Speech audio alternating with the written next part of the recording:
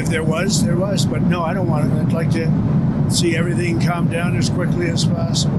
Iran ইস্যুতে যেন দ্বিধার দোলনায় দুলছে ডোনাল্ড ট্রাম্প। একদিকে সাংবাদিকদের সামনে বলছেন আমি শাসন পরিবর্তনের পক্ষে নই, অন্যদিকে সামাজিক যোগাযোগ মাধ্যমে নিজেই ছড়িয়ে দিচ্ছেন শাসন পরিবর্তনের ঘোমটা পড়া এক স্লোগান। তার কথার ভাঁজে কি লুকিয়ে আছে বড় কোনো কৌশল, নাকি এটা শুধুই রাজনৈতিক নাটক?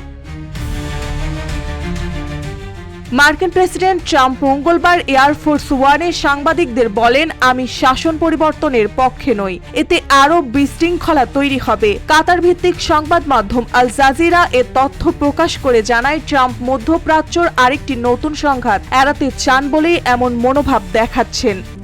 RICL TMX, যুগের পর যুগ স্থাপনা থাকে মজবুত। কিন্তু এখানেই আসে চমক। এই বক্তব্যের কয়েকদিন আগেই টুইট সোশ্যালে দেওয়া এক পোস্টে ট্রাম্প লিখেন শাসন পরিবর্তনের কথাটা হয়তো রাজনৈতিকভাবে সঠিক নয়, কিন্তু যদি ইরানের বর্তমান শাসক গোষ্ঠী মেক ইরান গেট এগেন করতে না পারে তাহলে শাসন পরিবর্তনই বা কেন নয়? এখানে মেক ইরান গ্রেট এগেন স্লোগানটি স্পষ্টভাবে তার নিজের মেক আমেরিকা গ্রেট এগেন ক্যাম্পেইনের প্রতিধ্বনি এবং এক ধরনের কটাক্ষ।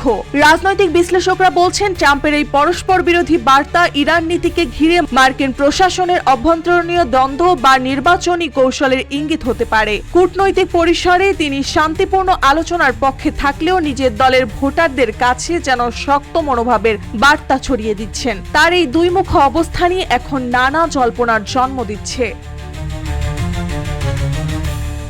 একদিকে ইরানকে নিয়ে শান্তি সংলাপের ডাক, আরেকদিকে শাসন পরিবর্তনের ইঙ্গিত। এই দোলাচলের মধ্যেই ট্রাম্প যেন আবারও প্রমাণ করলেন তার রাজনীতি শুধু কথার খেলা নয়, এটি একেবারে নিয়ন্ত্রিত নাটক। কিন্তু নাটক যতই নিয়ন্ত্রিত হোক, মধ্যপ্রাচ্যের মধ্যে তার প্রভাব যেন গভীর ও দীর্ঘস্থায়ী হতে না পারে তা বলছে কূটনৈতিকরা।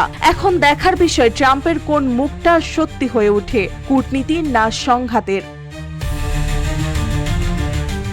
মার্জিয়া মৌ, রূপালী বাংলাদেশ।